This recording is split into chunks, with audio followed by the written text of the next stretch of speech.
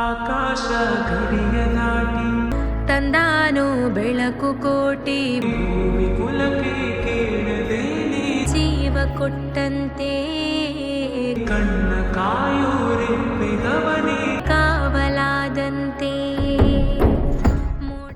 ಇತ್ತೀಚಿನ ದಿನಗಳಲ್ಲಿ ಕೊಟ್ಟ ಸಾಲ ಮರಳಿ ಬರೋದೇ ದೊಡ್ಡ ಪವಾಡ. ದುಡ್ಡಿಗಾಗಿ ನಂಬಿದವರನ್ನೇ ವಂಚಿಸುವ, ಹೆತ್ತವರನ್ನೇ ಮರೆಯುವ, ಸಂಬಂಧಗಳನ್ನೇ ಮುರಿದುಕೊಳ್ಳುವ ಕಾಲ ಇದು. ಇಂಥ ಕಲಿಯುಗದಲ್ಲಿ ಬರೋಬ್ಬರಿ 25 ವರ್ಷಗಳ ಹಿಂದೆ ತಾನು ಪಡೆದಿದ್ದ ಸಾಲವನ್ನ ನೆನಪಿನಲ್ಲಿ ಇಟ್ಟುಕೊಂಡು ಕೊಟ್ಟ ಮಾತನ್ನ ಉಳಿಸಿಕೊಳ್ಳುವುದಕ್ಕೆ ಸಾವಿರಾರು ಕಿಲೋಮೀಟರ್ ದೂರ ಪ್ರಯಾಣ ಬೆಳೆಸಿದ ಅಪರೂಪದ ವ್ಯಕ್ತಿಯೊಬ್ಬರ ಕಥೆಯನ್ನ ನಾನಿವತ್ತು ಹೇಳ್ತಾ ಇದ್ದೀನಿ.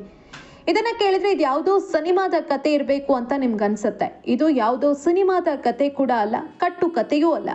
ಅಪ್ಪಟ ಸತ್ಯ, ಸ್ನೇಹ, ನಂಬಿಕೆ ಮತ್ತು ಪ್ರಾಮಾಣಿಕತೆಗೆ ಅತ್ಯುನ್ನತ ಉದಾಹರಣೆಯಾಗಿ ನಿಂತಿರುವ ಕೇರಳದ ಮೊಹಮ್ಮದ್ ಇಸ್ಮಾಯಿಲ್ ಅವರ ಹೃದಯ ಸ್ಪರ್ಶಿ ಕತೆ. ಅಂದಹಾಗೆ ಈ ಕತೆ ಶುರುವಾಗೋದು 25 ವರ್ಷಗಳ ಹಿಂದೆ ದೂರದ ಸೌದಿ ಅರೇಬಿಯಾದಲ್ಲಿ. ಉದ್ಯೋಗಕ್ಕಾಗಿ ದೇಶ ಬಿಟ್ಟು ಹೋಗಿದ್ದ ಕೇರಳದ ಪಾಲ್ಕಾಡ್ ಮೂಲದ ಮೊಹಮ್ಮದ್ ಇಸ್ಮಾಯಿಲ್ ಮತ್ತು ತೆಲಂಗಾಣದ ಜಗ್ತಿಯಾಲ್ ಜಿಲ್ಲೆಯ ಧರ್ಮಪುರಿ ನಿವಾಸಿ ಎಡ್ಲ ಲಚ್ಚಣ್ಣ ಒಂದೇ ಕಂಪನಿಯಲ್ಲಿ ಜೊತೆಯಾಗಿ ಕೆಲಸ ಮಾಡ್ತಾ ಇದ್ರು.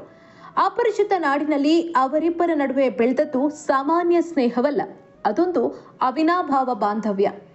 ಒಂದು ದಿನ ಇಸ್ಮಾಯಿಲ್ ಅವರಿಗೆ ತಾಯ್ನಾಡಿನಿಂದ ತುರ್ತು ಹಣದ ಅಗತ್ಯದ ಸಂದೇಶ ಬರುತ್ತೆ.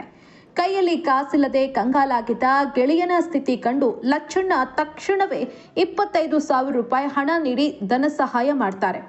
ಅಂದು ಇಸ್ಮಾಯಿಲ್ ಕಣ್ಣು ಒರೆಸಿಕೊಳ್ಳುತ್ತಾ ಒಂದು ಮಾತನ್ನ ಕೊಟ್ಟಿದ್ರು. ಗೆಳೆಯ, ಭಾರತಕ್ಕೆ ಮರಳಿದ ತಕ್ಷಣ ನಾನಿನ್ನ ಸಾಲವನ್ನ ತೀರಿಸ್ತೀನಿ ಅಂತ. ದಿನಗಳು ಉರುಳಿದ್ವು, ವರ್ಷಗಳೇ ಕಳೆದ್ವು.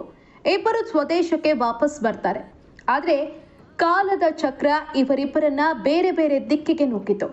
ಅನಿವಾರ್ಯ ಕಾರಣಗಳಿಂದ ಒಬ್ಬರನ್ನ ಒಬ್ರು ಸಂಪರ್ಕ ಮಾಡೋದಕ್ಕೆ ಸಾಧ್ಯವಾಗಲೇ ಇಲ್ಲ. ಅವರ ಬಳಿ ಇದ್ದ ಫೋನ್ ನಂಬರ್, ವಿಳಾಸ ಎಲ್ಲವೂ ಕಳೆದು ಹೋಗಿತ್ತು. ಆದರೆ ದಿನಗಳು ವರ್ಷಗಳಾಗಿ 25 ವರ್ಷಗಳೇ ಉರುಳಿದ್ರು ಮೊಹಮ್ಮದ್ ಇಸ್ಮಾಯಿಲ್ ಅವರ ಮನಸ್ಸಿನಲ್ಲಿದ್ದ ಸಾಲದ ಆ ಭಾರ ಮಾತ್ರ ಕರಗಿರಲಿಲ್ಲ. ಪ್ರತಿಯೊಂದು ಹಬ್ಬದಲ್ಲೂ, ಪ್ರತಿಯೊಂದು ನೆಮ್ಮದಿಯ ಕ್ಷಣದಲ್ಲೂ ಒಳಮನಸ್ಸು ಇಸ್ಮಾಯಿಲ್ ಅವರಿಗೆ ನೆನಪಿಸುತ್ತಲೇ ಇತ್ತು. ನೀನು ಗೆಳೆಯನಿಗೆ ಕೊಟ್ಟ ಮಾತು ಬಾಕಿ ಇದೆ ಅಂತ. ಕೊನೆಗೆ ಇಸ್ಮಾಯಿಲ್ ಒಂದು ನಿರ್ಧಾರಕ್ಕೆ ಬಂದ್ರು. ಹೇಗಾದ್ರೂ ಮಾಡಿ ಗೆಳೆಯನನ್ನ ಹುಡುಕ್ಲೇಬೇಕು ಅಂತ. ಆದ್ರೆ ಆ ಹುಡುಕಾಟ ಅಷ್ಟು ಸುಲಭವಾಗಿರ್ಲಿಲ್ಲ. ಇಸ್ಮಾಯಿಲ್ ಬಳಿ ಲಚ್ಚಣ್ಣನ ಫೋನ್ ನಂಬರ್ ಇರಲಿಲ್ಲ, ಪೂರ್ಣ ವಿಳಾಸವೂ ಇರಲಿಲ್ಲ. ಇದ್ದಿದ್ದು ಅದೊಂದೇ ಮಾಹಿತಿ. ಗೆಳೆಯನ ಊರು ತೆಲಂಗಾಣದ ಧರ್ಮಪುರಿ. ಈ ಒಂದು ಹೆಸರನ್ನೇ ಗೂಗಲ್ನಲ್ಲಿ ಹುಡುಕುತ್ತಾ ಕೇವಲ ನಂಬಿಕೆಯನ್ನಷ್ಟೇ ಕೈಯಲ್ಲಿ ಹಿಡಿದು ಕೇರಳದಿಂದ ಸಾವಿರಾರು ಕಿಲೋಮೀಟರ್ ದೂರದ ತೆಲಂಗಾಣದ ಜಗ್ತಿಯಾಲ್ ಜಿಲ್ಲೆಗೆ ಇಸ್ಮಾಯಿಲ್ ಪ್ರಯಾಣವನ್ನ ಬೆಳೆಸಿದ್ರು. ಅಲ್ಲಿನ ಅಪರಿಚಿತ ಭಾಷೆ, ಅಪರಿಚಿತ ಮುಖಗಳ ನಡುವೆ ಧರ್ಮಪುರಿ ಪಟ್ಟಣ ತಲುಪಿ ಗಲ್ಲಿ ಗಲ್ಲಿಗಳಲ್ಲಿ ಲಚ್ಚಣ್ಣನ ಬಗ್ಗೆ ವಿಚಾರಿಸಿದ್ರು. ಅಂತಿಮವಾಗಿ ಒಂದು ಗುರುವಾರದ ಮಧ್ಯಾಹ್ನ ಇಸ್ಮಾಯಿಲ್ ಆ ಮನೆ ಬಾಗಿಲನ್ನ ತಟ್ಟಿಯೇ ಬಿಟ್ರು. 25 ವರ್ಷಗಳ ನಂತರ ಅಪರಿಚಿತ ವ್ಯಕ್ತಿಯೊಬ್ಬರು ಸಾಲ ತೀರಿಸೋದಕ್ಕೆ ಮನೆ ಬಾಗಿಲಿಗೆ ಬಂದಿದ್ದನ್ನ ನೋಡಿ ಲಚ್ಚಣ್ಣನ ಕುಟುಂಬಸ್ಥರು ಒಂದು ಕ್ಷಣ ಸ್ತಬ್ಧರಾಗಿದ್ರು. ಆದ್ರೆ ವಿಧಿಯ ಆಟ ನೋಡಿ, ಅವತ್ತು ಲಚ್ಚಣ್ಣ ಮನೆಯಲ್ಲಿ ಇರಲಿಲ್ಲ. ಅವರು ಮತ್ತೆ ಉದ್ಯೋಗಕ್ಕಾಗಿ ಗಲ್ಫ್ ದೇಶಕ್ಕೆ ತೆರಳಿದ್ರು. ಇಸ್ಮಾಯಿಲ್ ತಕ್ಷಣವೇ ಅಲ್ಲಿಂದಲೇ ಲಚ್ಚಣ್ಣ ಅವರಿಗೆ ಫೋನ್ ಮಾಡಿದ್ರು. ತಾನು ನೀಡಿದ್ದ ಸಾಲದ ಬಗ್ಗೆ ಸಂಪೂರ್ಣವಾಗಿ ಮರೆತು ಹೋಗಿದ್ದ ಲಚ್ಚಣ್ಣ ಅವರಿಗೆ 25 ವರ್ಷಗಳ ನಂತರ ಕೇಳಿದ ಆ ಹಳೆಯ ಮಿತ್ರನ ಧ್ವನಿ ಒಂದು ಕ್ಷಣ ನಡುಕ ಹುಟ್ಟಿಸಿತ್ತು. ಇಬ್ಬರ ಕಣ್ಣಾಲಿಗಳು ತುಂಬಿ ಬಂದ್ವು. ಫೋನ್ನಲ್ಲೇ ಹಳೆಯ ದಿನಗಳನ್ನ ನೆನೆದು కన్నీరిట్రు.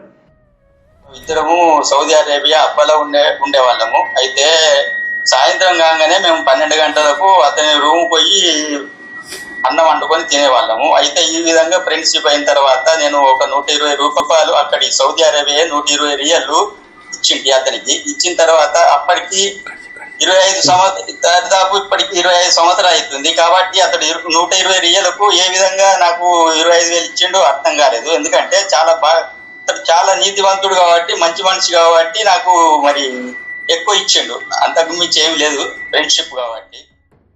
ಬಳಿಕ ಇಸ್ಮಾಯಿಲ್ ಅವರು 25,000 ರೂಪಾಯಿಯನ್ನ ಫೋನ್ ಪೇ ಮೂಲಕ ಲಚ್ಚಣ್ಣನ ಕುಟುಂಬಕ್ಕೆ ನೀಡಿದ್ರು.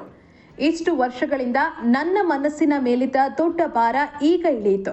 ಕೊಟ್ಟ ಮಾತನ್ನ ನೆರವೇರಿಸಿದ್ದೇನೆ ಅಂತ ನಿಟ್ಟುಸಿರು ಬಿಟ್ರು. ತಂದೆಯ ಸ್ನೇಹಿತ ಕೇವಲ ಪ್ರಾಮಾಣಿಕತೆಗಾಗಿ ಕೇರಳದಿಂದ ಹುಡುಕಿಕೊಂಡು ಬಂದಿದ್ದನ್ನ ಕಂಡು ಲಚ್ಚಣ್ಣನ ಮಕ್ಕಳ ಕಣ್ಣುಗಳು ತೇವಗೊಂಡವು. ಸಂಬಂಧಗಳು ಮತ್ತು ನಂಬಿಕೆಗೆ ಇಂದಿಗೂ ಬೆಲೆ ಇದೆ ಅನ್ನೋದನ್ನ ಈ ಘಟನೆ ಸಾಬೀತುಪಡಿಸಿದೆ. ಹಣ ಇವತ್ತು ಬರಬಹುದು, ನಾಳೆ ಹೋಗ್ಬಹುದು, ಆದರೆ ಪ್ರಾಮಾಣಿಕತೆ ಮತ್ತು ನಂಬಿಕೆ ಒಮ್ಮೆ ಕಳೆದು ಹೋದ್ರೆ ಮತ್ತೆ ಸಿಗೋದಿಲ್ಲ. ಸಾವಿರಾರು ಕಿಲೋಮೀಟರ್ ನಡೆದು ಬಂದು ಸ್ನೇಹದ ಮೌಲ್ಯವನ್ನ ಎತ್ತಿ ಹಿಡಿದ ಮೊಹಮ್ಮದ್ ಇಸ್ಮಾಯಿಲ್ ಅವರಿಗೆ ನಿಜಕ್ಕೂ ಹ್ಯಾಟ್ಸ್ ಆಫ್ ಹೇಳಲೇಬೇಕು.